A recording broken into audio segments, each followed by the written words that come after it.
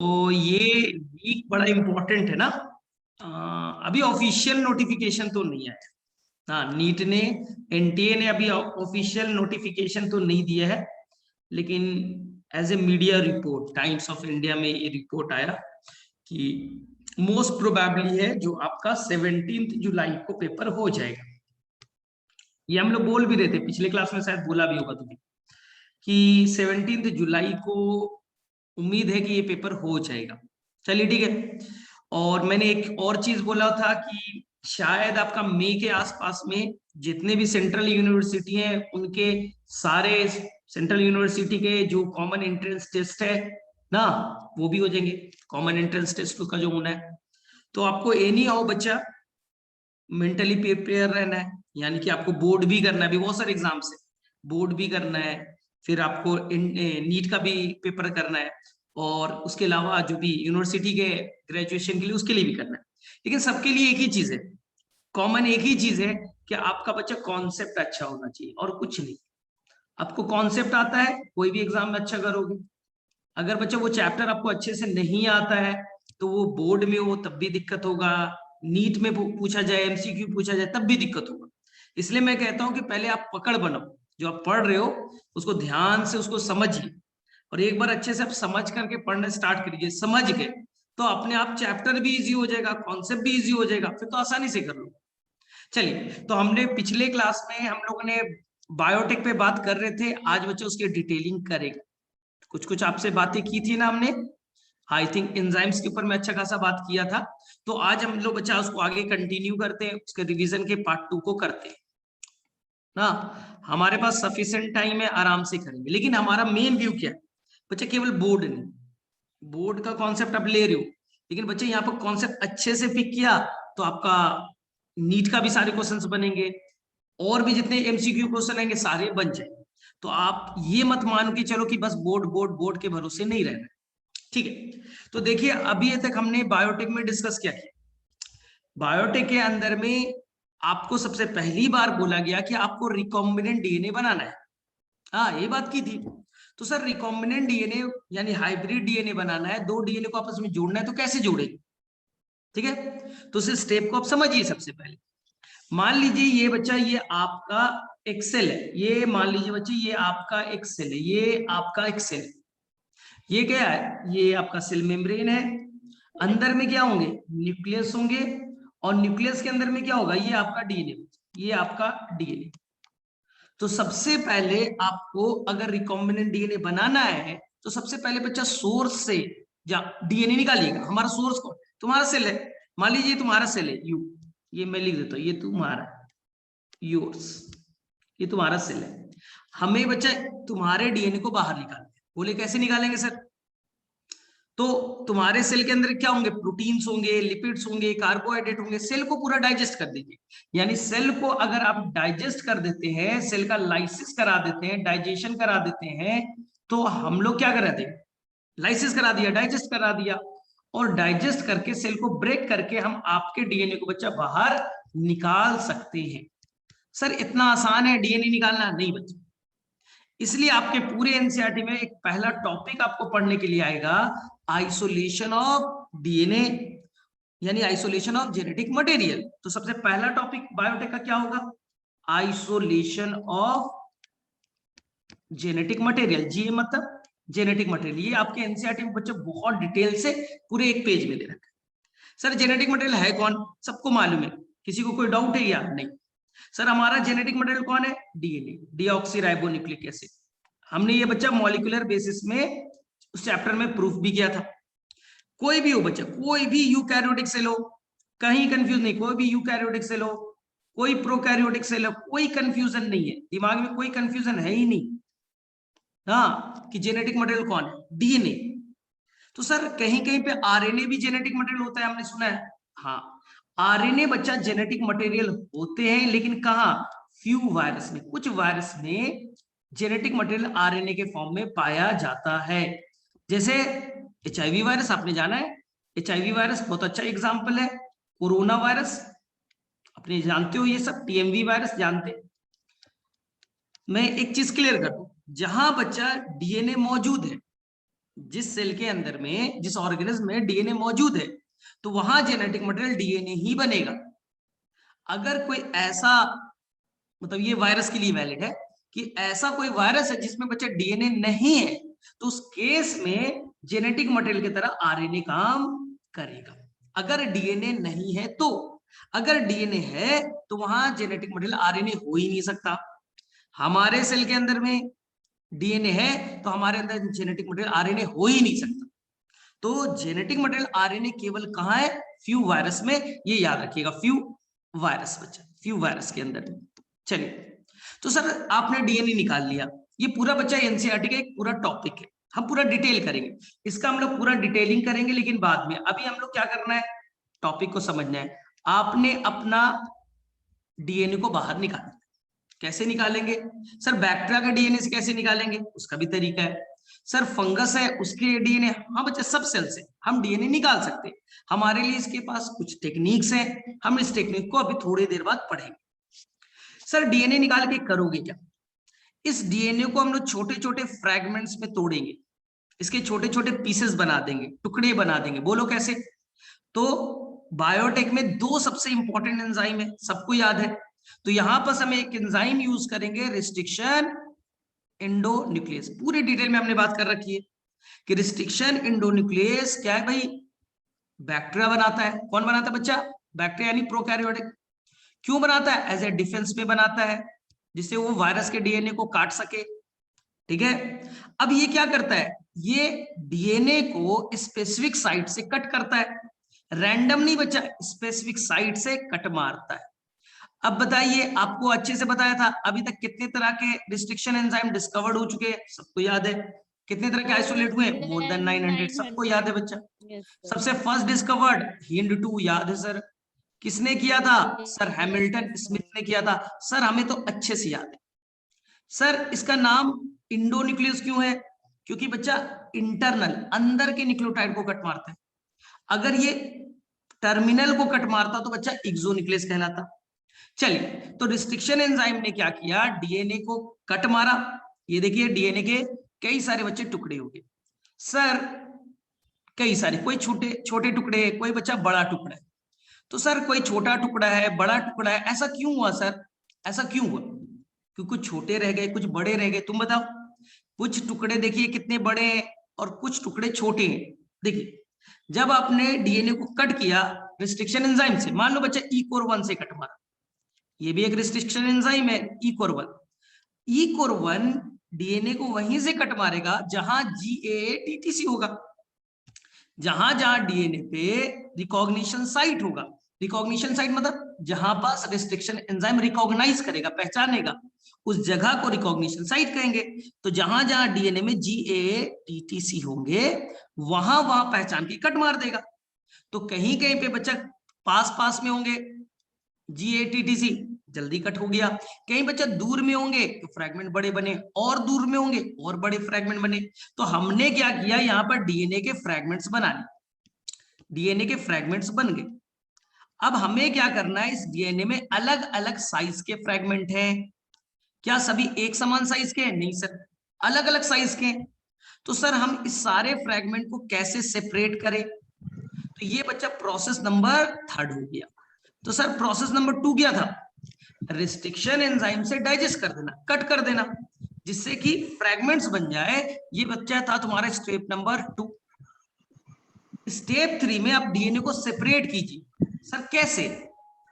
आपको डीएनए को सेपरेट करने का एक ही तरीका है, डीएनए को आप सेपरेट करने का एक ही तरीका है, जिस टेक्निक को आप कहते हो जेल इलेक्ट्रोफोरेसिस। याद आ रहा है किसी को? आपने पढ़ा है बायोटेक में, जेल इलेक्ट्रोफोरेसिस। तो ये टेक्निक है जिससे आप डीएनए को साइज के बेसिस पे आप अलग कर सकते हो। ये पूरा टेक्निक हम पढ़ने वाले हैं, ये पूरा टेक्निक हम पढ़ने वाले हैं। ठीक है, पहले हम थोड़े थोड़े से एक एक का आइडिया ले लेते, फिर डिटेल में जाए। तो सर जेल इलेक्ट्रोफोरेसिस में करते क्या है समझिए, अभी डिटेलिंग नहीं कर रहे, केवल आप ऊपर से थोड़ी सी चीजें समझिए। हम क्या करते हैं, जेल बनाते हैं। सर किस चीज का जेल बनाते हैं? तो एक केमिकल होता है, आप सभी को मालूम होगा, एगारोज। याद आ रहा है सर? ये एगारोज नाम का केमिकल कहां से निकालते हैं, याद करो, आपने ऑलरेडी पढ़ा है, रेड एल्गी पढ़ा था, गोगो, चिलेडियम, क्रेसिलेरिया। आपके एनसीईआरटी ने इसी को लिखा है बच्चा, क्या लिखा है ना, सी वीड्स। ये अनवांटेड, अनवांटेड ओशन में लार्ज स्केल में पाए जाते हैं। वीड्स क्या होता है, अनवांटेड।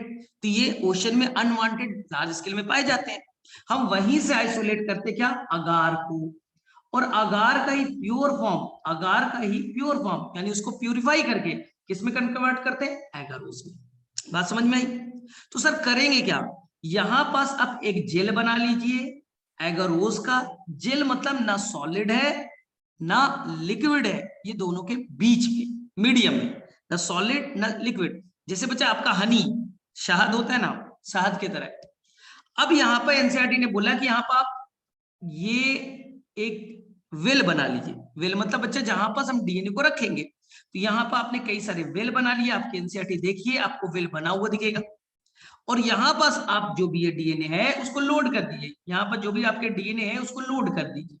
बोले ठीक है, डीएनए को हमने लोड कर दिया। अब हमें मालूम है कि डीएनए पे ऑलरेडी चार्ज कैसा होता है, नेगेटिव। हमने जानबूझ करके इधर नेगेटिव इंड रखा यानी कैथोड रखा, और इधर पॉजिटिव इंड बनाया एनोड। याद रखिएगा एनसीईआरटी में वर्ड मेंशन है, जो पॉजिटिव वाला पार्ट है वो कौन कहलाएगा, एनोड। और जो नेगेटिव वाला पार्ट कौन सा है, कैथोड, कैथोड। बोले ठीक है। अब क्या करो, इलेक्ट्रिक वायर ले लिया।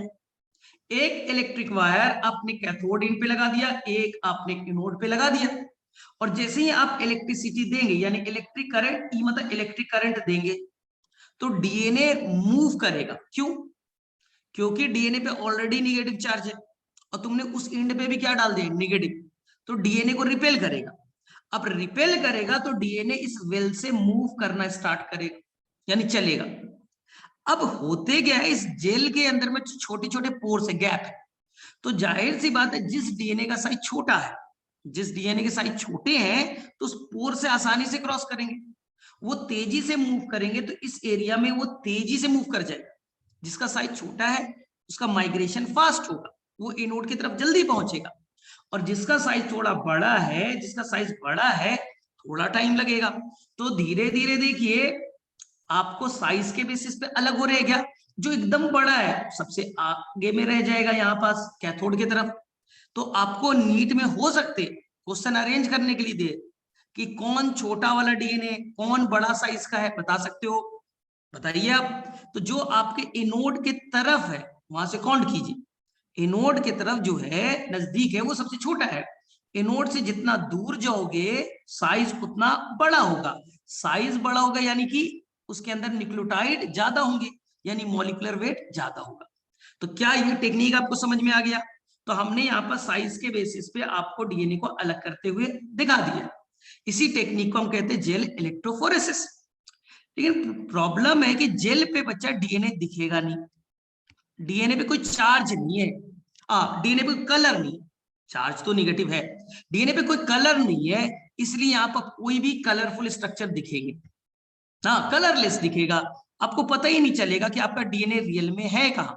तो आप बताओ, आपको देखने के लिए कुछ टेक्निक आपको याद आ रहा है। सर हम क्या करते हैं ना, डीएनए के अंदर में कुछ केमिकल डाल देते हैं। इस केमिकल को आपने पढ़ा होगा बच्चा, इथिडियम ब्रोमाइड। एनीवन याद आ रहा है सभी को, जिसे जिसे याद आया फटाफट हैंड रेज करो, याद करो। ये आपके एनसीईआरटी में इथिडियम ब्रोमाइड।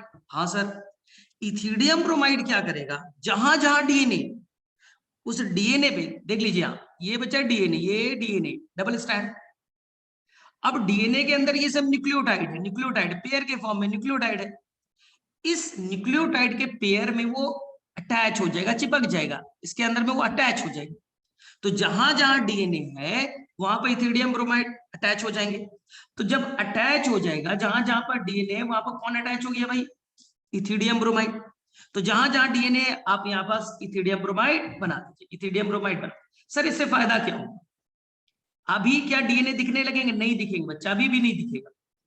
अब क्या करो, इस डीएनए को, इस जेल को आप अल्ट्रा वायलेट यूवी रेज, कौन से रेज आएगा क्वेश्चन, कौन सा रेज बोलो, यूवी रेज।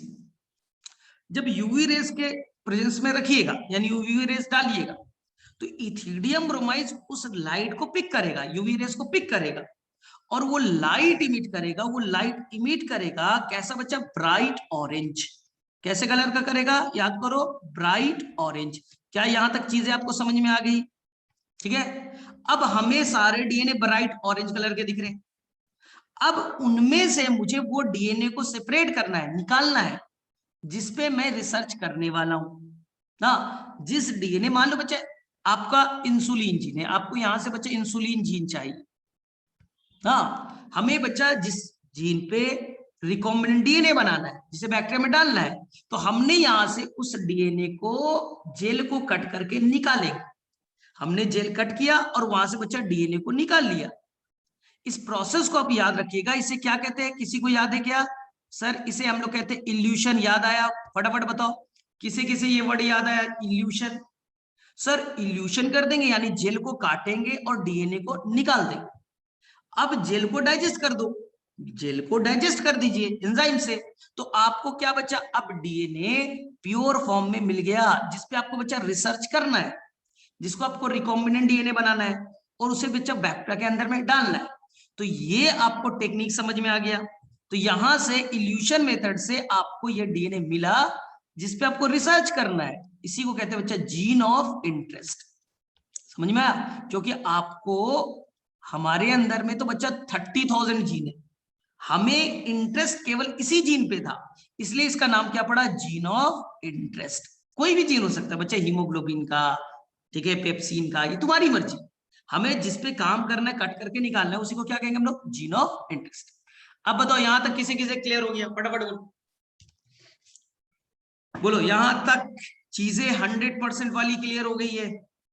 100% वाला क्लियर हो गया ना? 3 स्टेप सभी को क्लियर है? ठीक है, सभी को, ठीक है। अरे इंसुलिन का क्या हो रहा है, मुझे बच्चा अभी इंसुलिन का जीन चाहिए। अभी इंसुलिन जीन का क्या करेंगे, अभी आगे पढ़ लेते हैं। हमें जिस जीन पे रिसर्च करना है, जिस जीन को हमें निकालना है, उसी को जीन ऑफ इंटरेस्ट कहेंगे। वो कोई भी जीन हो सकता है, एक्स वाई जेड कोई भी हो सकते हैं। ठीक है, चलिए। तो सर अभी तक हमने 3 स्टेप पढ़ा, ठीक है। हाँ, ये साक्षी का एक अच्छा सा क्वेश्चन है कि सर इस इतने में से आपको पता कैसे चला सर कि इसमें यही जीन ऑफ इंटरेस्ट है? सर यहाँ पर आपने बोला हमारे अंदर 30,000 जीन होते हैं ना, तो 30,000 में आपको पता कैसे चला सर यही इंसुलिन जीन है, यही है, ये है, कौन सा है? ये बहुत अच्छा सा क्वेश्चन है ना। इसके लिए साइंटिस्ट एक टेक्निक यूज करते हैं, जिसे कहते हैं बच्चा ऑटो रेडियोग्राफी। ये नाम आप सेकेंड चैप्टर में सीखोगे और मैं खुद बताऊंगा, बायोटेक में फिंगरप्रिंटिंग में भी सीखा होगा। ऑटो रेडियोग्राफी एक टेक्निक है। ऑटो रेडियोग्राफी बच्चा एक टेक्निक है जिसमें आप ये प्रूफ कर दोगे कि आपका जीन ऑफ इंटरेस्ट रियल में है कहां पास। तो बस ये आपको याद रखना है कि ऑटोग्राफी टेक्निक से हम कंफर्म कर लेते ना। चलिए, अब जब एनसीईआरटी पढ़िएगा तो एक जगह कंफ्यूजन आता है, उस कंफ्यूजन को ठीक करते। ये तुमने पढ़ा होगा लेकिन वहां पर वो पॉइंट मिसिंग होता है, वो समझिए इस चीज को क्या कह रहा है। देखो, देखिए ये है आपकी एनसीईआरटी, ये बच्चा जेल इलेक्ट्रोफोरेसिस, ठीक है, पूरा क्लियर है, वेल दिख गया, ठीक है। 1 2 3 4 4 वेल लिए एनसीईआरटी ने। अब ध्यान से देखो बच्चा कि तुम्हारा मैंने डीएनए ले लिया, ठीक है, तुम्हारे 4 सेल लिए, कितने से, 1 2 3 एंड 4। सेल नंबर 1 से जो डीएनए निकाला वो वेल 1 में डाला, ठीक है, डीएनए को, ठीक है। हमने कहा डाला, तुम्हारा डीएनए लिया, रिस्ट्रिक्शन एंजाइम डाला, उसके बाद में वेल 1 में डाल दिया, फिर 2 में डाला, 3 में डाले, 4 में डाले, सब तुम्हारे डीएनए, सब बच्चा तुम्हारे डीएनए। तो बच्चा यहाँ पर ऑब्जेक्शन उठाता है, सर वेल 1 में केवल एक ही फ्रेगमेंट क्यों बने, एक ही बैंड क्यों बन रहा है, जबकि वेल 2 में सर 4 बैंड बन रहे, अलग अलग साइज के, मोटे कुछ पतले दिख रहे। और सर वेल नंबर 3 में 1 2 3 4 5 दिख रहे हैं, और सर वेल नंबर 4 में 1 2 3 4 5 6 7 8 दिख रहे हैं, ये क्या चक्कर है? और सभी जगह तो हमारा डीएनए है ना, तो ये सर अलग अलग क्यों दिख रहे? ये सभी बच्चे का एक कॉमन इश्यू होता है, सर ऐसा क्यों हुआ? किसी के पास आंसर है क्या, बोलो? किसी के पास में ये आंसर, ये बच्चा नीट का क्वेश्चन बनेगा, बोर्ड में नहीं, नीट का क्वेश्चन बड़ा अच्छा सा बनेगा कि देखिए वेल 1 में एक ही डीएनए क्यों है, ये कोई आंसर नहीं दे सकता बच्चा। तुम किसी से पूछोगे भी ना तो वो बोलेगा सर ऐसा ही होता है। नहीं, उसका लॉजिक है। बताओ किसी को ये क्लियर है कॉन्सेप्ट? नहीं तो मैं तो बताऊंगा। यस नो में बताओ, यस नो में बताओ कि सब में तुम्हारा ही डीएनए। तो पहले वाले वेल में एक ही बैंड मोटा सा, दूसरे वाले में 4 बैंड, तीसरे वाले में 5 बैंड, और चौथे वाले में तो 8 बैंड दिख रहे हैं। ऐसा क्यों हुआ? नहीं क्लियर है। तो चलिए अब ध्यान से देखिएगा और कॉन्सेप्ट को समझिएगा, क्योंकि ऐसे पॉइंट, ये सब बच्चे नीट के क्वेश्चन है ना, और हम देखिए अब एक्सप्लेन कर रहे हैं उसको। देखो कैसे हो, हमने क्या किया, तुम्हारा ही भाई, तुम्हारा मैंने, ये देखिए, ये मैंने एक टेस्ट ट्यूब लिया 1A, ये टेस्ट ट्यूब लिया B, ये टेस्ट ट्यूब लिया C, और ये टेस्ट ट्यूब लिया बच्चा D। सभी के अंदर बच्चा तुम्हारा ही डीएनए डाला है। पहला सेल, पहला डीएनए, दूसरा सेल लिया, दूसरा डीएनए डाल दिया, तीसरा सेल डीएनए डाला, चौथा सेल, ठीक है, सभी में तुम्हारे ही डीएनए, ठीक है। अब मैंने क्या किया बच्चा, सेल ए में मान लो बच्चा हमने डाला एंजाइम ई कोर 1। कौन सा डाला? ई कोर 1, ठीक है। मान लो बच्चा, मान लो मैंने ई कोर 1 डाला, और आपके डीएनए में बच्चा GAA-TTC मान लो मिसिंग है, नहीं है बच्चा, हो सकता नहीं है ये सीक्वेंस, आपके डीएनए में ये सीक्वेंस नहीं है, तो क्या ई कोर 1 आपके डीएनए को कहीं कट मार पाएगा? क्योंकि ई कोर 1 केवल वही काटता जहां उसका रिकॉग्निशन साइट है, यानी GAA-TTC। सर वो तो है ही नहीं, तो तुम्हारा डीएनए कट हो पाएगा बच्चा? नहीं होगा। तो पूरा डीएनए क्या बच्चा, एक ही तो फ्रैगमेंट रहेंगे ना, पूरा का पूरा डीएनए एक ही रहेंगे ना, उसके फ्रैगमेंट हुए नहीं, उसके टुकड़े तो हुए नहीं। मान लो बी में हमने डाला बच्चा HIND-2, और HIND-2 जहां पर अटैक करता है उसके मान लो बच्चा 3 जगह रिकॉग्निशन साइट थे, यहां पास, यहां पास, यहां पास। तो HIND-2 ने 3 जगह से कट मार दिया, तो 3 जगह से कट मार दिए, तो आपके डीएनए के बच्चा 4 फ्रैगमेंट तो दिखेंगे ना। तो इसमें 4 फ्रैगमेंट दिखेंगे क्योंकि वहां पर 3 जगह रिकॉग्निशन साइट थे। इसी से मान लीजिए कि सी में मान लीजिए ई कोर 5 एंजाइम लिया, ई कोर 5, मैंने बोला है 900 से ज्यादा एंजाइम हमने आइसोलेट किया, ई कोर 5, और ई कोर 5 जब मैंने डाला तो मान लो इसका जो रिकॉग्निशन साइट है वो, मान लो बच्चे इसने 5 जगह पे कट मारे, 5 जगह से कट मारे, तो यहां तो फ्रैगमेंट ज्यादा बनेंगे। और लास्ट में हमने मान लिया कि यहाँ पर PVU1 एक डाला रिस्ट्रिक्शन एंजाइम, और इसके बच्चा रिकॉग्निशन साइट 7 जगह थे, 1 2 3 4 5 6 7। तो क्या इसके 8 फ्रैगमेंट नहीं हो जाएंगे? अगर रिकॉग्निशन साइट ज्यादा है तो फ्रैगमेंट भी ज्यादा बनेंगे। तो यहाँ पर बच्चा फ्रैगमेंट देखिए 8 बन गए, कहीं पे बच्चा 7 बन गए, कहीं पे बच्चा 4 बन गए, कहीं पे 1 बन गए। अब क्या किया मैंने, जब जेल चलाया तो बच्चा ये वाला डीएनए वेल 1 में डाला, ए में, इसे बच्चा वेल बी में डाला, इसे वेल सी में डाला, और इसे वेल डी में डाला। तो अब क्लियरिटी बनी आपको? अब बताओ 100% किसे समझ में आ गया ये कॉन्सेप्ट? अब एनसीईआरटी देखो तो क्लियरिटी है, यानी कि तुम्हारे डीएनए को मैंने अलग अलग रिस्ट्रिक्शन एंजाइम से कट करवाए थे। तो अगर रिस्ट्रिक्शन एंजाइम ना, उसका रिकॉग्निशन साइट था ही नहीं, डीएनए कट हुआ ही नहीं, अगर होगा ही नहीं तो मोटा सा डीएनए अकेला दिखेगा। और जहां पर रिकॉग्निशन साइट 3 जगह थे, 3 जगह कट मार दिया, फ्रैगमेंट हो गए 4 भाई, हो गए 4 फ्रैगमेंट हो गए ना। 5 जगह थे, 5 कट हो गए, 8 जगह थे, 8 जगह कट हो गए। तो अलग अलग फ्रैगमेंट क्यों दिख रहे हैं? अब आई बात समझ में? अब बताओ 100% किसे क्लियर हो गया? अब बताओ कॉन्सेप्ट आया समझ में? और तुम ये, मैं चैलेंज करता हूं, ये तुम्हें पहले नहीं आता। अब बताओ क्या ये तुम्हें पहले आते थे? नहीं आते थे। इसलिए बोलता हूं कि बच्चा ध्यान से पढ़ो ना, ये तुम्हें पहले नहीं आते थे, मुझे 100% मालूम, नहीं आते थे, लेकिन तुम्हें क्लियरिटी आई, इसलिए बोलता हूं कॉन्सेप्ट में जाओ, ठीक है ना, रटना नहीं है, कॉन्सेप्ट में हो गया अभी। चलिए अब हमें क्या करना है, मैं जहां जहां पास अभी हम लोग आराम से चलेंगे, कोई टेंशन नहीं हुआ। तो हम लोग, हमने बच्चा आपसे पहले डिस्कस किया था isolation of genetic material. Sir ये कैसे किया? रिस्ट्रिक्शन एंजाइम से कट के मारा, वो तो सीखा, ठीक है, जेल इलेक्ट्रोफोरेसिस भी सीख लिया। Sir isolation of genetic material कैसे करें? चलिए उसका कॉन्सेप्ट समझा रहा हूं, क्योंकि मैंने बोला सबको डिटेल में करेंगे हम लोग। इधर देखो, मान लो ये फ्लास्क है, ये बच्चा आपका फ्लास्क है, और इस फ्लास्क के अंदर में आपके मैंने 4 सेल ले लिए, ये सेल 1, सेल 2, सेल 3 और सेल 4 सेल ले लिए बॉस, 4 सेल ले लिए। हर सेल के अंदर में क्या है बच्चा, डीएनए डीएनए डीएनए। ठीक है सर, सेल के अंदर तो न्यूक्लियस होगा एकदम, माइटोकॉन्ड्रिया होंगे, गोल्जी बॉडी होगा, पूरा सेल है ना सर। इनमें से डीएनए कैसे निकालो? सबसे पहले हम लोग यहां पास एक एंजाइम डालेंगे डाइजेस्ट करने के लिए, जिसे कहेंगे बच्चा लाइसिस एंजाइम। लाइसिस करा देगा तो आप बच्चा इस एंजाइम को लाइटिक एंजाइम कह सकते हो, लाइटिक तोड़ने वाला एंजाइम। सर कौन सा? हम सभी को मालूम है कि हमारा सेल मेम्ब्रेन किससे बना है, प्रोटीन, लिपिड, कार्बोहाइड्रेट से।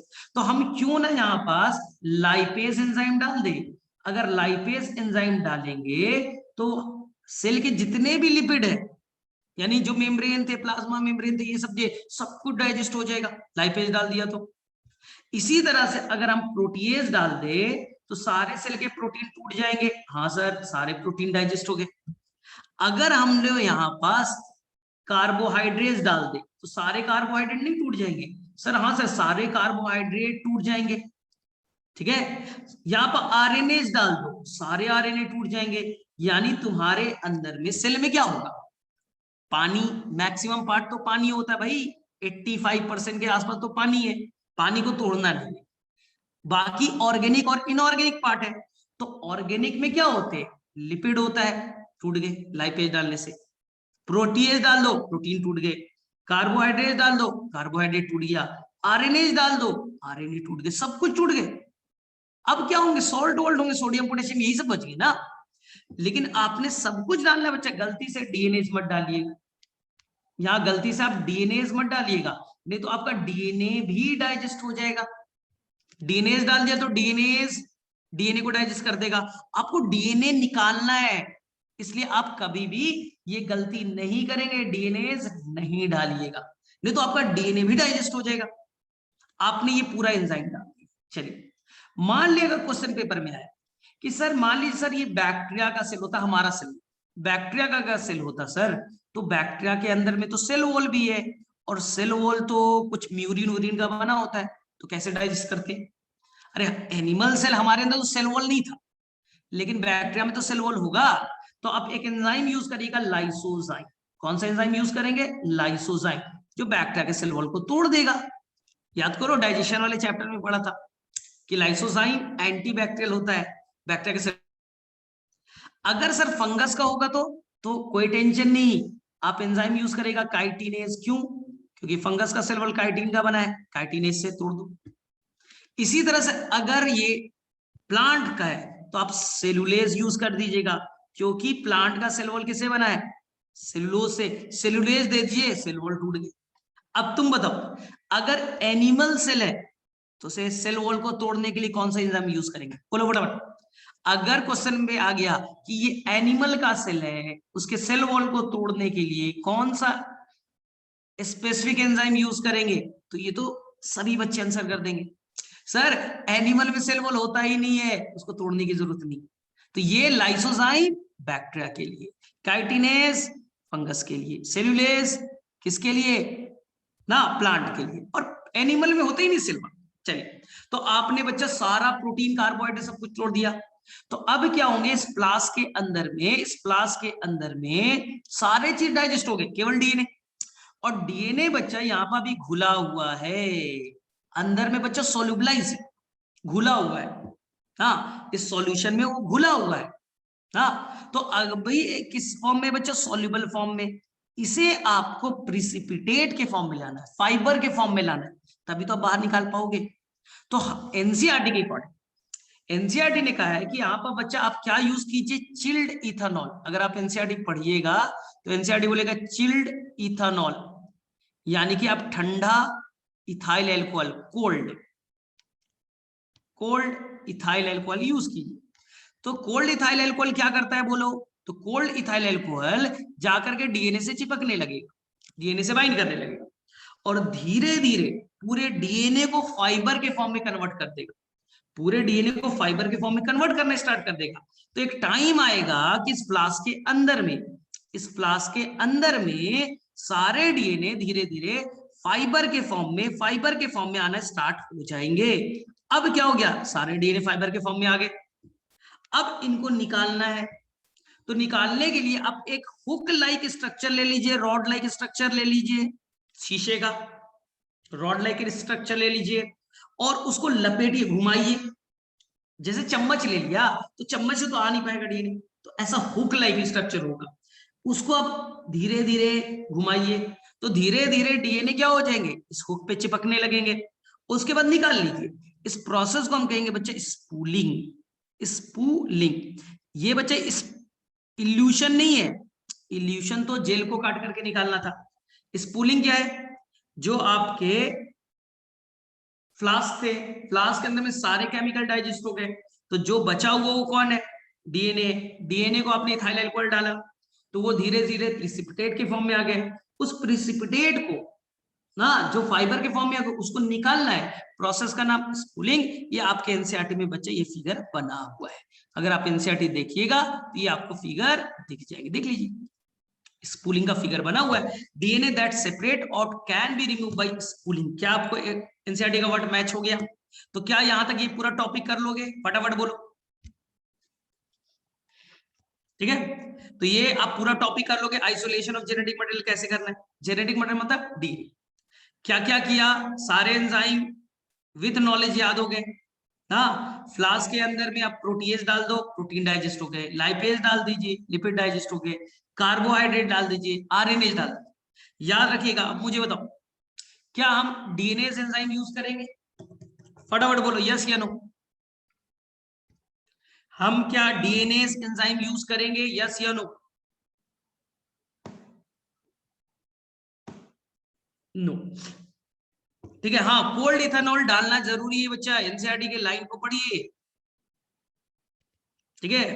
एनसीईआरटी के वर्ड को पढ़िए आप, क्या लिखा है एनसीईआरटी ने, other molecule can be remove by appropriate treatment and purified DNA ultimately precipitate of, उसे प्रिसिपिटेट यानी फाइबर के फॉर्म में लेते हैं after the addition of chilled ethanol. Chilled मतलब ठंडा। हाँ, तो ये जरूरी है, आप स्टेप मिस नहीं कर सकते। चलिए, यहां तक हो गया। आप तो अभी तक आपने 3 स्टेप को कंप्लीट कर लिया। स्टेप नंबर 1, आपने जो भी सेल का था, सेल के अंदर में जो डीएनए थे, आपने डीएनए को आइसोलेट कर लिया, आइसोलेशन ऑफ डीएनए आपने कर लिया, सीख लिया आइसोलेशन ऑफ डीएनए कैसे करना है। चलिए, दूसरा, आपने डीएनए निकाल लिया, इस डीएनए को आपको कट करना है। बोलो कैसे कर रहा हूं? इस डीएनए को फ्रेगमेंट करना है, छोटे छोटे टुकड़े में कन्वर्ट करना है। बोलो कैसे करोगे? तो ये भी मैंने पूरा डिटेल से बता दिया है। तो सर, इसके लिए आपको एंजाइम यूज करना पड़ेगा, रिस्ट्रिक्शन एंडोन्यूक्लियस, यानी बायोटेक में सबसे इंपॉर्टेंट एंजाइम रिस्ट्रिक्शन एंडोन्यूक्लियस, ठीक। थर्ड, अब इस डीएनए के जो फ्रेगमेंट हो गए उसको साइज के बेसिस पे सेपरेट करना है। बोलो कौन सा टेक्निक? जो डीएनए है उसको साइज के बेसिस पे सेपरेट करना है। बोलो कौन सा टेक्निक यूज करेंगे? तो यहां पर टेक्निक कौन सा यूज किया? Gel electrophoresis. यहां पर टेक्निक कौन सा यूज किया हमने? जेल इलेक्ट्रोफोरेसिस, जिससे साइज के बेसिस पे या अलग हो। चौथा, अब हम लोग जेल को कट करेंगे और डीएनए को निकाल लेंगे। जेल को हम कट करेंगे और आइसोलेशन ऑफ डीएनए। बोलो इस प्रोसेस को क्या कहेंगे? Isolation of DNA. हम वहां से डीएनए को निकालेंगे। बोलो इस स्टेप को क्या कहेंगे? ठीक है, तो इस स्टेप को कहेंगे हम लोग इल्यूशन। इस स्टेप को क्या कहेंगे हम लोग? इल्यूशन। यहां तक क्लियर है? अब इस डीएनए जो आपने निकाल लिया, जिसपे आपको काम करना था, जिसे मैंने कहा था बच्चा जीन ऑफ इंटरेस्ट, जिसे मैंने क्या कहा? Gene of interest. क्या करेंगे सर? इस जीन ऑफ इंटरेस्ट को हमें डालना है बैक्टीरिया के अंदर। कहां डालना है? बैक्टीरिया के अंदर। अब हम लोग नेक्स्ट स्टेप सीखे, यानी ये है आपका ये बच्चा, ये जीन जो है, ये gene of interest, gene of interest. तो सर, जीन ऑफ इंटरेस्ट को कैसे डालें? अब ये है आपका फ्लास्क, और फ्लास्क के अंदर में है बच्चा बैक्टीरिया। आपको बैक्टीरिया के अंदर में से डालना है। सर डाले कैसे? इसके लिए हमें एक जरूरत पड़ेगी बच्चा, जो हमारे डीएनए को वहां तक पहुंचाएगा, नाम होगा वेक्टर। क्या नाम बच्चा? वेक्टर। तो बोलेंगे सर वेक्टर क्या है? वेक्टर खुद बच्चा एक डीएनए, वेक्टर भी एक डीएनए होता है, वो हमारे डीएनए को बैक्टीरिया तक पहुंचाएगा। सर हम अपना वाला डीएनए डायरेक्टली डाल दे तो सर हम ऐसा कर सकते हैं क्या कि ये देखिए ये बैक्टीरिया का सेल है और इसके अंदर में हम अपना डायरेक्टली डीएनए डाल दें, क्या दिक्कत है? दिक्कत ये है कि तुम अपना डीएनए डाल दोगे तो वहां वो बच्चा अपना नंबर बढ़ा नहीं पाएगा, क्योंकि इसमें अपने आप रेप्लिकेट करने की पावर नहीं है। तुम्हारे डीएनए में रेप्लिकेशन की पावर नहीं है, वो अपना कॉपी बढ़ाएगा नहीं, वहां अपना आरएनए बनेंगे नहीं, तो वेस्ट हो जाएगा, कोई फायदा तो होगा नहीं। तुमने डीएनए डाल दिया क्या हो जाएगा? कोई फायदा नहीं है, क्योंकि वहां तो मल्टीप्लाई कर ही नहीं पाएगा, कॉपी तो बना ही नहीं पाएगा। इसलिए एक जरूरी है कि हमारे डीएनए को वहां तक प्रॉपर वे में कोई पहुंचाए और वहां रेप्लिकेशन भी करे। इसलिए हमने किसे चुना? वेक्टर को। तो ये बच्चा वेक्टर है। वेक्टर में बहुत तरह के वेक्टर होते हैं, लेकिन मेनली बच्चा हम लोग प्लाज्मिड यूज करते हैं। अगर बैक्टीरिया के अंदर में आपको डालना है तो मेनली हम लोग किसे यूज करेंगे बच्चा? प्लाज्मिड को।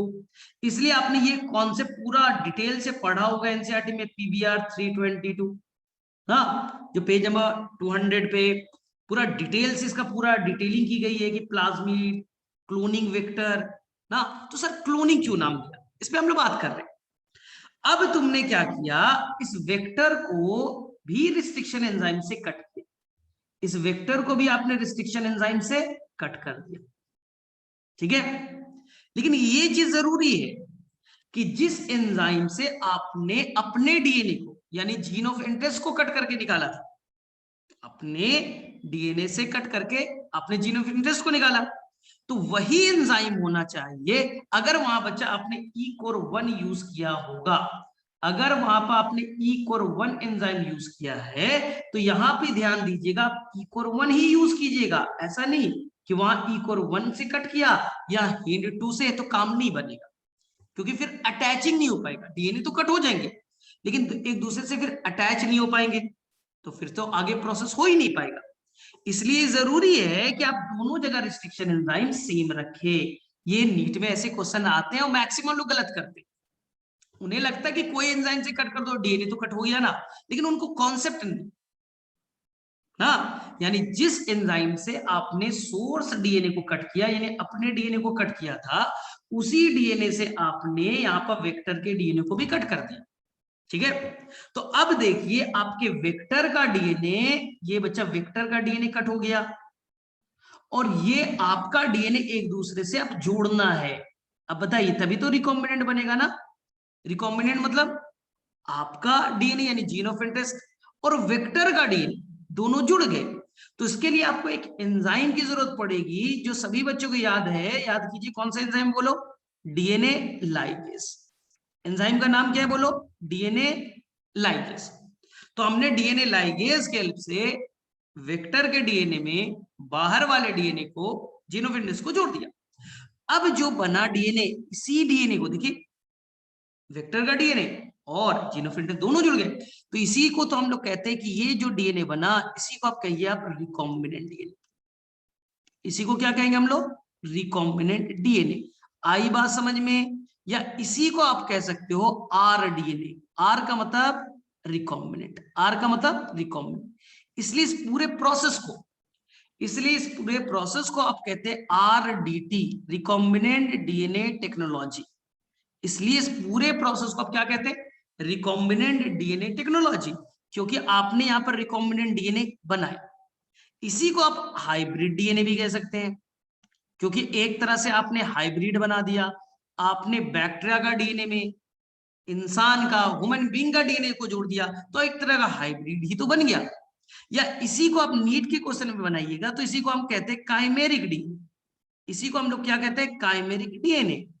तो सर काइमेरिक वर्ड कहां से आया होगी, इसका मीनिंग क्या है? तो काइमेरिक मतलब ऐसे समझ लीजिए कि कोई इंसान के अंदर ना उसके हेड पार्ट को हटा दिया, मतलब पूरा बॉडी आपका है, हेड हटा के उसमें किसी जानवर का पार्ट ऐड कर दीजिए। यानी बॉडी आपका है, सर जानवर का है, तो क्या एक तरह का हाइब्रिड नहीं बन गया? तो यहीं से एक वर्ड एराइज होता है काइमेरा, तो वहीं से एक वर्ड आ गया बच्चा काइमेरिक डीएनए। तो रिकॉम्बिनेंट डीएनए क्यों बोला? क्लियर है। आर डीएनए क्यों बोला? क्लियर है? पूरे टेक्निक का नाम रिकॉम्बिनेंट डीएनए टेक्नोलॉजी, क्लियर है ना? Chimeric DNA, clear. अब आपको इस काइमेरिक डीएनए को रिकॉम्बिनेंट डीएनए को बैक्टीरिया में डालना है, ठीक है? तो सर डालेंगे कैसे? ठीक है, तो इस यहां से यहां तक भेजना है। इस प्रोसेस को आप कहिएगा ट्रांसफॉर्मेशन, यानी जो रिकॉम्बिनेंट डीएनए है इसे आपको बैक्टीरिया के अंदर में इंसर्ट करना है। इस प्रोसेस को क्या कहेंगे हम लोग? ट्रांसफॉर्मेशन। तो पूछा जाएगा व्हाट इज द ट्रांसफॉर्मेशन? तो बस सिंपल बोलिए, जो रिकॉम्बिनेंट डीएनए यानी कि उस डीएनए को कहां भेजना है? होस्ट के अंदर भेजना है। ये बच्चा होस्ट ही तो है, तुम बैक्टीरिया के अंदर डाल रहे हो तो बैक्टीरिया क्या एक तरह का हो गया? होस्ट हो गया, होस्ट के अंदर डालना है। इस प्रोसेस को क्या कहेंगे? ट्रांसफॉर्मेशन। लेकिन यहां एक प्रॉब्लम है। बोले क्या? देखिए ये बैक्टीरिया है और यहां पास आपका, एक मिनट कलर हम देख ले कौन सा कलर यूज किया था, हाँ रेड में। ये देखिए, ये आपका वेक्टर डीएनए था जो ले जाता है। वेक्टर किसे कहते हैं? जो तुम्हारे डीएनए को ले जाएगा। और ये आपका डीएनए था, ठीक है? इसी को मैंने कहा था आरडीएनए, रिकॉम्बिनेंट डीएनए। अब प्रॉब्लम है कि जो बैक्टीरिया का बच्चा जो सेल वॉल है, जो बैक्टीरिया का सेल वॉल है, वो बोलेगा कि मैं इसको इंटेक नहीं करूंगा। क्यों?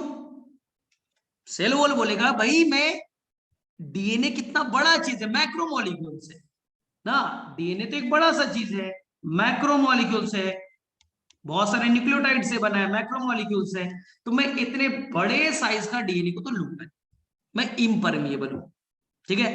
और एनसीईआरटी में ये लिखा है कि डीएनए पे नेगेटिव चार्ज है। हमें भी मालूम डीएनए पे नेगेटिव चार्ज है, इसलिए कैसा है? Hydrophilic nature. आपके एनसीईआरटी ने हाइड्रोफिलिक वर्ड यूज किया है कि वो हाइड्रोफिलिक नेचर का है, नेगेटिव चार्ज है, इसलिए ये बैक्टीरिया इंटेक करेगा नहीं, लेगा नहीं। अब लेगा नहीं तो कभी जाएगा ही नहीं।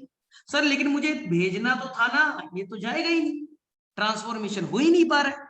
हमें भेजना है लेकिन वो लेने के लिए तैयार नहीं है क्योंकि निगेटिव चार्ज है, बड़े साइज का क्यों लेगा? इसलिए इस होस्ट को हम लोग पहले प्रिपेयर करेंगे। क्या बाहरी डीएनए ले सकते? इस होस्ट को हम लोग पहले प्रिपेयर कराएंगे। बोले मतलब इसे प्रिपेयर कराने के लिए उसे कराना पड़ेगा बच्चा, बनाना पड़ेगा कॉम्पिटेंट। क्या बनाना पड़ेगा? कॉम्पिटेंट। इसलिए आपके एनसीईआरटी में एक वर्ड मिलेगा, कॉम्पिटेंट होस्ट फॉर्मेशन। हम कॉम्पिटेंट बनाएंगे जिससे वो बाहरी डीएनए को आसानी से इंटेक कर सके। कॉम्पिटेंट बनाना है। हाँ तो सर कॉम्पिटेंट मतलब क्या? मतलब बाहर का डीएनए ले सके, कैसे बनाएंगे सर?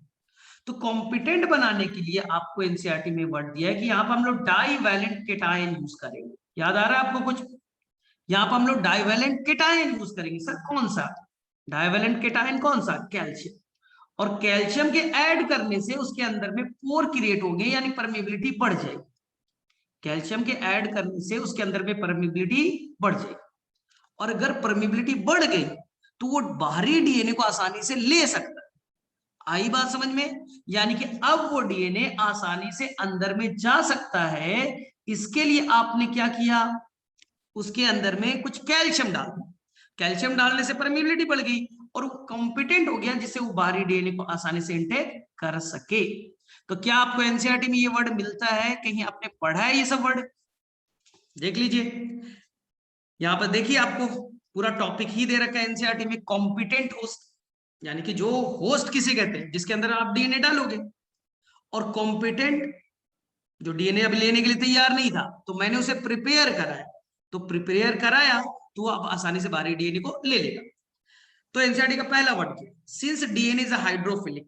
हाइड्रोफिलिक मतलब उसमें चार्ज है, और जो चार्ज वाले होते हैं वो पानी में घुल जाते हैं। हाइड्रो मतलब पानी, फिलिक मतलब लविंग, जिसमें चार्ज होता है वो पानी में घुल जाते हैं, हाइड्रोफिलिक।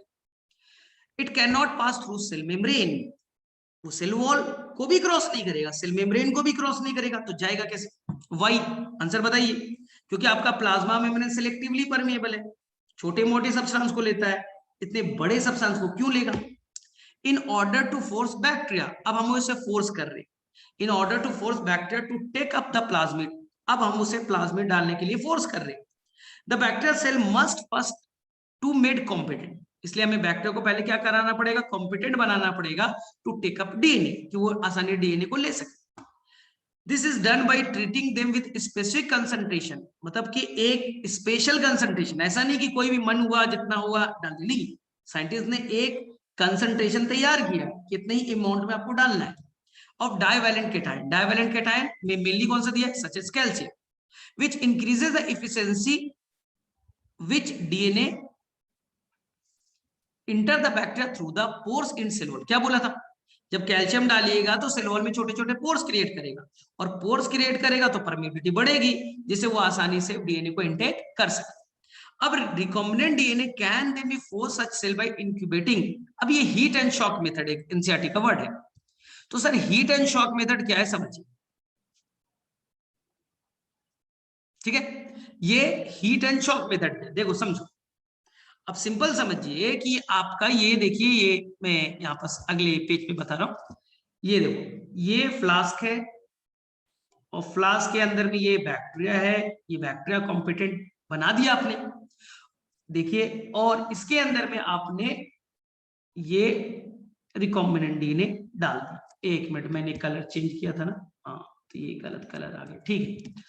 हाँ देखिए, तो ये मैंने यहाँ पास रिकॉम्बिनेंट डीएनए डाल दिया, रिकॉम्बिनेंट डीएनए डाल दिया, ये देखिए।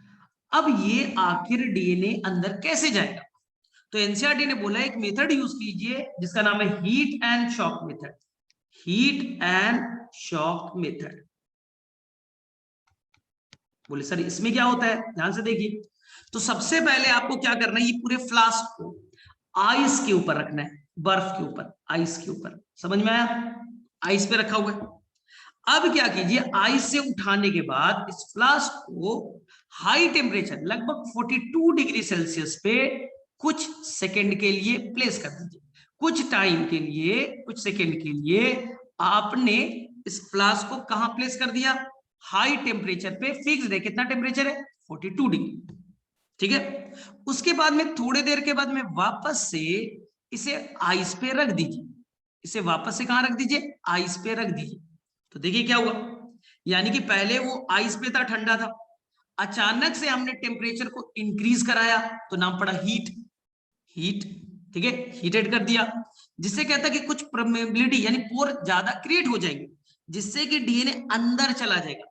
तो आपने हीट किया, थोड़े पोर का साइज बढ़ गया, जिससे वो डीएनए अंदर चले। ज्यादा देर तक नहीं करना है, अगर ज्यादा देर तक टेम्परेचर बढ़ा दीजिएगा तो बैक्टीरिया ही मर जाएगा, 42 पे तो बैक्टीरिया धीरे धीरे मरने लगेंगे। तुरंत आपने आइस पे रखा तो वो वापस से पोर क्लोज हो जाएंगे, तो इसी को कहा शॉक हो गया। यानी कि आप ऐसे समझिए कि अभी आपने कॉफी पिया, गर्म है, तुरंत आपने कोल्ड ड्रिंक पी लिया, तो अभी आपने हीटेड गर्म कॉफी पिया था, अचानक से आपने कोल्ड ड्रिंक ले लिया, तो आपको क्या बोलते हैं, सर अभी तो बहुत हीटेड था, फिर से आपने कोल्ड ड्रिंक लिया, दोनों मिक्सिंग हो, हीट पड़ा फिर शॉकिंग हो गया, इसलिए इस टेक्निक को हम क्या कहेंगे, हीट एंड शॉक मेथड। आ गई बात समझ में, पहले आइस पे रखा हुआ था, फिर आपने टेम्परेचर हाई कर दिया जिससे कि पोर क्रिएट हुए, और तुरंत आप आइस पे रख देंगे, तो यही हीट एंड शॉक मेथड। तो चांसेस है कि कुछ रिकॉम्बिनेंट डीएनए 100% नहीं जा सकता, चांसेस है कि कुछ रिकॉम्बिनेंट डीएनए बैक्टीरिया के अंदर इंटर कर जाएंगे, और वो अब देखिए कैसा हो गया, ट्रांसफॉर्म्ड हो गए। देखिए यहां पास मैंने कितने बैक्टीरिया बनाए थे, 4 बनाए थे, 1 2 3 एंड 4। उनमें से देखिए कुछ जो बैक्टीरिया हो गए वो ट्रांसफॉर्म्ड हो गए, यहां देखिए कुछ जो बैक्टीरिया हो गए वो कैसे हो गए, ट्रांसफॉर्म्ड हो गए। आई बात समझ में, तो इसी प्रोसेस को क्या कहते हैं हम लोग, ट्रांसफॉर्मेशन। प्रोसेस का नाम ट्रांसफॉर्मेशन, और कैसे किया, तो आंसर लिखे आना है हीट एंड शॉक मेथड से। अब बताओ किसे किसे क्लियर हो गया,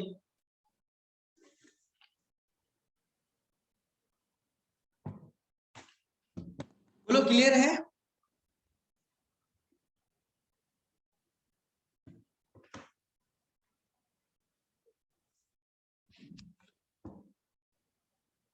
हो जाएगा,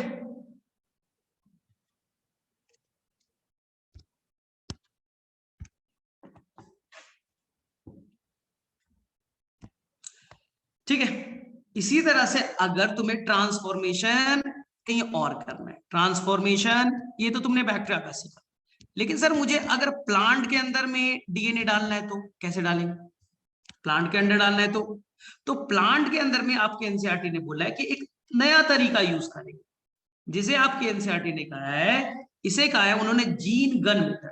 जीन गन मेथड, इसी को आपके एनसीईआरटी ने नाम दिया बायोलिस्टिक मेथड। बायोलिस्टिक मेथड या जीन गन मेथड। ठीक है सर, यहां क्या करें? सिंपल से आपको ये देखिए, ये प्लांट का सेल है, ये मान लीजिए ये प्लांट का सेल है, ये न्यूक्लियस है, यहां उसका डी। आपको क्या करना है, ये रेड वाला इस डीएनए को आपको प्लांट में डालना है। सर कैसे डालें? तो आपको क्या करना है, जीन गन मेथड। आप बुलेट पार्टिकल लीजिए, जैसे गन होता है, गन में क्या डालते हैं? बुलेट पार्टिकल डालते हैं। तो आपने वहां पर कुछ बुलेट पार्टिकल ले लिया। सर किसका? तो यहां पास आपने कुछ बुलेट पार्टिकल ले लिए, देखिए येलो वाला बना दिया ना। ये किसका बना है सर? आपके एनसीईआरटी में इसको मेंशन किया है। ये बना होगा किसका? गोल्ड और टंगस्टन का। तो डायरेक्टली क्वेश्चन पूछे जाएंगे कि जो यहां पास जो आपके बने हुए हैं बुलेट पार्टिकल किसके बने? तो ये लिख के आइएगा गोल्ड और टंगस्टन के। बोले ठीक, क्योंकि ये न्यूट्रल होते हैं, इनमें इफेक्ट नहीं पड़ेगा। अब आपने क्या किया, इसके ऊपर में पूरे डीएनए को ऊपर से कवर कर दिया। पूरे डीएनए को ऊपर से कवर कर दिया। समझ में आया? बुलेट कौन है भाई? गोल्ड और टंगस्टन का। उसके ऊपर में डीएनए का कोटिंग चढ़ा दिया। अब आपको करना क्या है, यहाँ पर कुछ आपको गन की तरह कुछ स्ट्रक्चर लेने, कुछ गन लेने, गन ले लिया। अब इसके अंदर में आपको बुलेट को फायर करना है, यहां से आपको फायर करना है। तो हो सकता है फायरिंग हो और कुछ कुछ पार्टिकल्स डायरेक्टली बैक कहां चले जाए? प्लांट के न्यूक्लियस में चले जाए, और न्यूक्लियस में जाने के बाद वहां ये डीएनए को ट्रांसफर कर दे। हो सकता है आपने बम्बार्ड किया और इतनी स्पीड में डाला कि उसके सेल वॉल को, सेल मेम्ब्रेन को, न्यूक्लियस को क्रॉस करते हुए उसके डीएनए तक पहुंच जाए, और डीएनए में जाकर के वो पार्टिकल निकल जाए और डीएनए को यहां ट्रांसफर कर दे। तो इसी को आपको कहा गया जीन गन और बायोलिस्टिक मेथड। ये आपके एनसीईआरटी में मेंशन किया है। ठीक है, लेकिन यहां पर बड़ा इंपॉर्टेंट एक चीज था कि यहां पर आपने कोई वेक्टर नहीं यूज किया, इसलिए इस टेक्निक में हमने कोई प्लाज्मिड यूज किया नहीं किया। तो इसलिए एनसीईआरटी ने इसको एक और वर्ड लिखा है वेक्टरलेस मेथड। यहां पर हमने डीएनए को तो ट्रांसफर कर दिया, लेकिन कोई वेक्टर डीएनए नहीं यूज किया, कोई प्लाज्मिड यूज नहीं किया। तो इसी को हम लोग एक और वर्ड क्या कहेंगे? Vectorless method. लेकिन अगर वो एनिमल का है, अगर वो मान लेते हैं कि वो कोई एनिमल का सेल, तो सर एनिमल के सेल में भेजने का सबसे बेस्ट तरीका कौन है? प्लांट का तो समझ में आ गया, बैक्टीरिया का भी समझ में आ गया, हीट एंड शॉक। एनिमल का भेजना है तो एनिमल के अंदर पे भेजने के लिए आपको क्या करना पड़ेगा? तो ये एनिमल का सेल है, ये उसका न्यूक्लियस है, और ये उसका डीएनए, ये उसका डीएनए। तो एनिमल के अंदर में ये डीएनए को आपको भेजना है, ये रेड वाले पे। सर कैसे भेजे? तो यहां पास आप एक एनसीईआरटी में टेक्निक है जिसका नाम है माइक्रो इंजेक्शन। माइक्रो इंजेक्शन यानी कि आपको माइक्रो का मतलब छोटा, इंजेक्शन मतलब निडिल, यानी कि पतला सा आपको निडिल ले लेना है, बहुत ही माइन्यूट, जिससे सेल मेम्ब्रेन को भी पोर क्रिएट उसके अंदर क्रॉस कर सके, और उसके टिप पे आपको डीएनए को डाल देना है। अब जब आप इस निडिल को यहां तक डालिएगा, निडिल से डालिए, और निडिल से डाल करके इस डीएनए को यहां तक पहुंचा दीजिएगा, निडिल से डाल के यहां तक डीएनए को पहुंचा दीजिएगा। तो ये टेक्निक क्या करेगा? माइक्रो मतलब बहुत छोटा सा निडिल है, इंजेक्शन से पहुंचा दिया, तो इसी का नाम दिया माइक्रो इंजेक्शन। सर यहां भी कोई वेक्टर नहीं डाला। हाँ, तो यहां भी टेक्निक ऐसा है, वेक्टरलेस टेक्निक है। ये कौन सा टेक्निक हो गया? वेक्टरलेस टेक्निक हो गए। तो अब मुझे बताओ, क्या तीनों एक एक समझ में आ गया? अगर तुम्हें बैक्टीरिया के अंदर भेजना था तो कौन सा टेक्निक बोला? तो बैक्टीरिया में अगर भेजना था तो मैंने टेक्निक का नाम क्या बोला?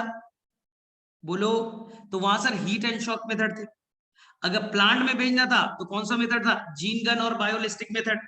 और अगर एनिमल के अंदर में भेजना था तो यहां पर हमने कौन सा मेथड लिया था? तो यहां पर लिया था हमने माइक्रो इंजेक्शन मेथड। तो यहां तक क्लियर हो जाएगा, हो गई भाई, समझ में आ गया।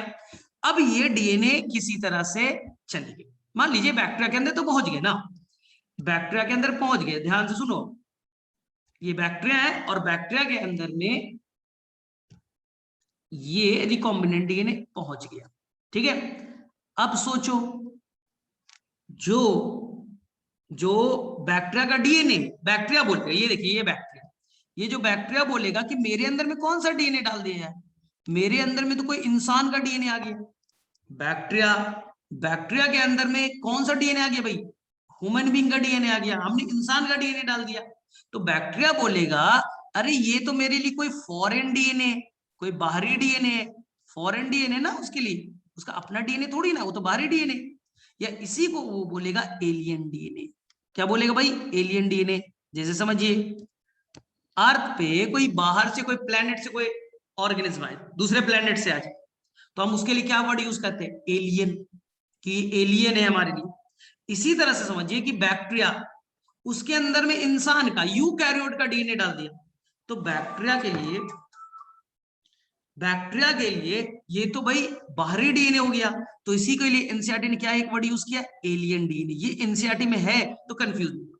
अब सोचो, तुमने इंसान का इंसुलिन जीन कहां डाला, बैक्टीरिया में, तो बैक्टीरिया के लिए वो होस्ट जो है ना, ये बच्चा एनसीईआरटी ने इसे कहा है हेट्रोलोगस होस्ट। क्या लिखा है, हेट्रोलोगस होस्ट। देखो, अगर मैं तुम्हारा जीन निकालता और किसी इंसान में डालता, इंसान का जीन निकाल के इंसान में डालता, तो उसे हम कहते हैं होमोलोगस होस्ट। लेकिन हमने यहाँ पर जीन निकाला किसी ऑर्गेनिज्म का, एनिमल्स का, ह्यूमन बीइंग का, और उसे डाला बैक्टीरिया में, तो बैक्टीरिया होस्ट है, लेकिन वो होमोलोगस नहीं कहलाएगा ना। बैक्टीरिया का डीएनए बैक्टीरिया में डाला तो होमोलोगस कहलाता, लेकिन हमने बैक्टीरिया के अंदर में इंसान का जीन डाला, तो हमारे लिए कैसा होस्ट हो गया, इस जीन के लिए कैसा हो गया। तो एनसीईआरटी ने इसे क्या वर्ड यूज किया, हेट्रोलोगस। क्या वर्ड यूज किया, हेट्रोलोगस। क्लियर है, ये सब एनसीईआरटी में वर्ड मिलते हैं, कुछ समझ में आ रहा है आपको, बोलो क्या ये क्लियर है आपको। एलियन डीएनए, फॉरेन डीएनए, ये सब एनसीईआरटी के वर्ड्स हैं, पढ़ा होगा तो मिलते होंगे ये सब वर्ड। ठीक है, अब देखिए सर, डीएनए तो चला गया, फायदा क्या हुआ मुझे, एक बैक्टीरिया में एक डीएनए गया। अब लास्ट लास्ट स्लाइड कंप्लीट कर रहा हूं। ये एक बैक्टीरिया था और उसके अंदर में एक आपके रिकॉम्बिनेंट डीएनए चले गए। सर फायदा क्या हुआ, हाँ फायदे पे, ये वेक्टर अपने आप को खुद से डबल कर सकता है, रेप्लिकेट कर सकता है, यानी वो अपना नंबर बढ़ा सकता है। देखिए ये अपने नंबर को मल्टीप्लाई कर सकता है, क्योंकि उसके पास अपना ओरिजिन ऑफ रेप्लिकेशन है, अपने आप को वो रेप्लिकेट कर सकता है। तो देखिए, अब बताओ, एक से कितने रिकॉम्बिनेंट डीएनए हो गए, 4 हो गए। इसी तरह से बैक्टीरिया हर 20 मिनट के बाद डबल होते जाएंगे। देखिए बैक्टीरिया 1 से 2 हो गए, फिर से बैक्टीरिया 4 हो जाएंगे। तो धीरे धीरे बैक्टीरिया का नंबर डबल हो रहा है, नंबर मल्टीप्लाई हो रहा है, और जैसे जैसे मल्टीप्लाई होगा तो प्लाज्मिड का नंबर भी तो डबल होते जा रहे। ये जो है एक बैक्टीरिया के अंदर में हो सकता है बच्चा 500 प्लाज्मिड हो जाए, 500 प्लाज्मिड हो जाए। अब वो सभी बैक्टीरिया के अंदर में इंटर करने लगे, डिवाइड किया तो 250 बढ़ गए, फिर से वहां अपना रेप्लिकेशन कर रहे। तो धीरे धीरे एक टाइम आएगा कि आपके बैक्टीरिया के अंदर में ढेर सारे प्लाज्मिड जमा हो जाएंगे, ढेर सारे प्लाज्मिड जमा हो गए। अब सोचो, देखिए आपके ढेर सारे प्लाज्मिड मैं बना के दिखा दिया। अब यहाँ पर ढेर सारे अगर प्लाज्मिड बन जाएंगे तो यानी कि तुम्हारा जो डीएनए है ना, तुम्हारा जो डीएनए येलो कलर का, उसका अपना मल्टीप्लीकेशन होते जा रहा है, अपने कॉपी बनते जा रहे हैं। तो अब तुम्हारे जीन की कई सारे कॉपीज बन गए, इसलिए इस टेक्निक का नाम था जीन क्लोनिंग। आप इस पूरे टॉपिक को क्या पढ़ते थे, जीन क्लोनिंग। जीन का कॉपी बनते जा रहा है, अपना नंबर बढ़ाते जा रहे हैं। जैसे आपके पास इंसुलिन जीन एक था, अब तो इंसुलिन जीन हजारों हो गए ना, 1 से हजारों हो गए। इसलिए इस टेक्निक को क्या कहा, जीन क्लोनिंग। और जिस वेक्टर के हेल्प से आपने क्लोनिंग कराया, इसलिए इसका नाम क्या पड़ा था, बोलो, क्लोनिंग वेक्टर ना। आप एनसीईआरटी में ये वर्ड पढ़ते हो ना, क्लोनिंग वेक्टर, यानी कि वो वेक्टर जो आपके डीएनए को ले गया और वहां आपका मल्टीपल कॉपीज बना रहा है, कई सारे कॉपीज बना रहा है ना। तो इसलिए इसका नाम क्या पड़ेगा, क्लोनिंग वेक्टर। क्या बातें समझ में आ गई, यानी कि अब तुम्हारे जीन के हजारों कॉपी हो गए, और हर बैक्टीरिया अब एक इंसुलिन हार्मोन बना रहा है। अब हर बैक्टीरिया के अंदर क्या बन रहे हैं, इंसुलिन हार्मोन बन रहे हैं। तो क्या आपने बैक्टीरिया के अंदर डीएनए डाला, बैक्टीरिया डिवाइड किया, उसके मल्टीपल कॉपीज हो गए, और बैक्टीरिया भी इंसुलिन हार्मोन बना रहा है। इसी बैक्टीरिया को अगर लार्ज स्केल में आप ग्रो करा दो, यानी बायोरिएक्टर में ना लार्ज स्केल में ग्रो कराइए, तो यहां से आप लार्ज स्केल में आप इंसुलिन हार्मोन का प्रोडक्शन करा सकते हो। आई बात समझ में? तो यही तो पूरा टेक्निक हमें पढ़ने वाले थे। तो आया कोई समझ में बात? अब हम बायोरिएक्टर में ग्रो करा देंगे, लार्ज स्केल में बैक्टीरिया का ग्रोथ होगा। अब हजारों लीटर बैक्टीरिया बनेंगे तो हजारों लाखों करोड़ों इंसुलिन बनेंगे। अब हम लोग क्या करें, वहां से बैक्टीरिया में से अपने इंसुलिन हार्मोन को सेपरेट कर ले, उसको प्योर फॉर्म में आइसोलेट कर ले, और उसको बाद हम उसे यूज कर सकते हैं। तो लास्ट स्टेप एनसीईआरटी का क्या है? Down stream processing. सबसे लास्ट में आपके एनसीईआरटी ने कौन सा टॉपिक मेंशन किया है? डाउन स्ट्रीम प्रोसेसिंग, जहां पर बैक्टीरिया ने इंसुलिन हार्मोन बना दिया। अब हार्मोन निकालिए, प्यूरिफाई कीजिए, और उसके बाद में आप यूज कीजिए, उसे टेस्टिंग करके उसके बाद में उसको मार्केट में यूज करना सीखिए। इसी प्रोसेस को क्या कहेंगे हम लोग? Down stream processing. चलो यहां तक कर लोगे फिर? हाँ, तो ये पूरा एनसीईआरटी पढ़ सकते हो। अगर तुम अगले क्लास में देखो करना क्या, आप केवल ये मैंने पूरा चीज कवर कर दिया, तो पूरा आप एनसीईआरटी पढ़ सकते हो। शायद तुम्हें अभी भी एक जगह प्रॉब्लम क्रिएट होगा, ये वाला फिगर, इस फिगर को तो हम एक क्लास इस पूरे फिगर पे लगा दें। अब पूरे एनसीईआरटी तुम्हें समझ में आ जाएगी। अब एनसीईआरटी में कोई दिक्कत नहीं है। पेज नंबर 199 और 200 पे जो थोड़े से कॉन्सेप्ट है, शायद ये थोड़ी सी दिक्कत करेंगे। हाँ बोलो, क्वेश्चन जो भी डाउट है बोलो। अब हो गई क्लास।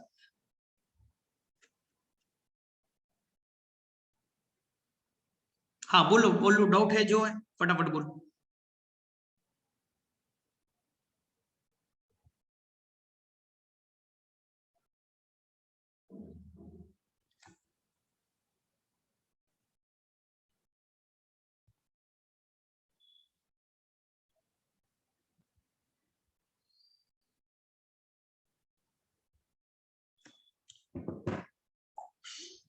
ये मैंने पिछले क्लास में, मतलब तुम्हारे बैच में नहीं, उनके बैच में बताया था, आज टाइम नहीं था। Agrobacterium tumefaciens disarm. देखो, एग्रोबैक्टीरियम एक बैक्टीरिया है जो तुम्हारे डीएनए को प्लांट तक पहुंचा दे। एग्रोबैक्टीरियम एक बैक्टीरिया, उसके अंदर एक प्लाज्मिड है, टीआई प्लाज्मिड। वो टीआई प्लाज्मिड में तुम अपना डीएनए डाल देते हो।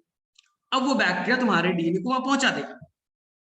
लेकिन ये बैक्टीरिया वहां बीमारी भी कॉज करता है, कुछ ट्यूमर बना देता है, क्रॉन गॉल डिजीज बना देता है, कैंसर क्रिएट कर देता है, एक तरह का ट्यूमर बना दिया, एक्सेसिव ग्रोथ करा दिया, तो प्लांट को तो बड़ा नुकसान हो जाएगा।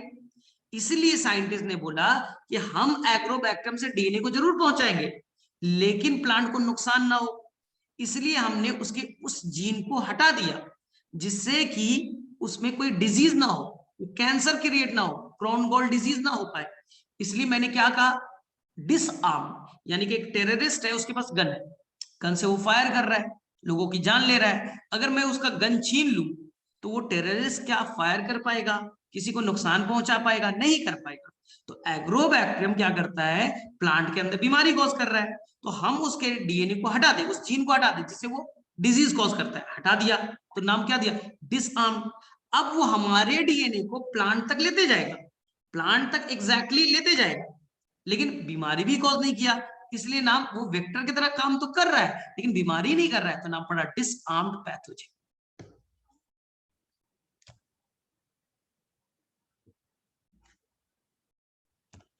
चलो, और किसी को डाउट है कुछ?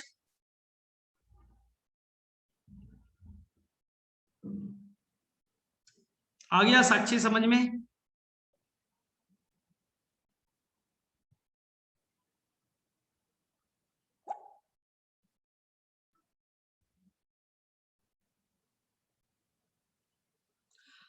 सारे उसका ट्रिक है, अगले क्लास में करा दो, वो ट्रिक पे है।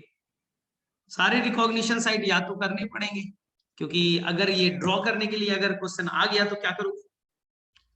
क्योंकि बोर्ड के एग्जाम में अगर उन्होंने दिया कि draw the structure of PBR 322, तो अब क्या करोगे? तब तो तुम्हारे दिक्कत होगी।